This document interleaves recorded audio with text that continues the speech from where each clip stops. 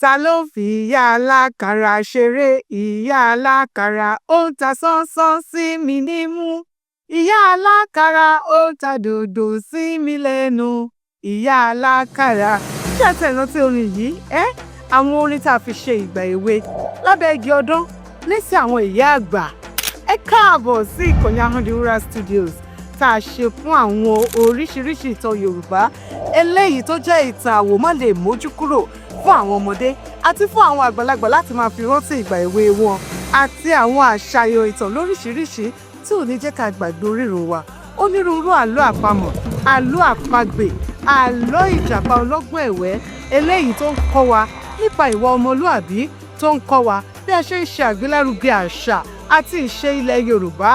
Àwọn àṣàyàn ìtàn lóríṣiríṣi, àwọn ìtàn tó ń jẹ́ kí mọ̀lẹ́bí ó wà ní ìṣọ̀kan, ìtàn tó jẹ́ wípé àgbọ́n má lè lọ ni.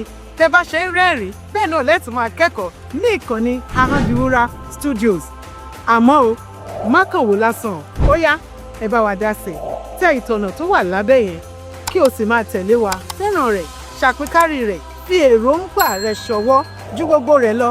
Tán agogo ìrántí rẹ̀ sílẹ̀ kó o lè máa mọ̀ ní ìgbàkúìgbà tí ìtàn bá ti ń dé sí ojú òpó ìkànnì YouTube Ahondiwura Studios níbi tí àṣà àti ìṣe ilẹ̀ Yorùbá ti jẹ wá lógún. Ahondiwura Studios.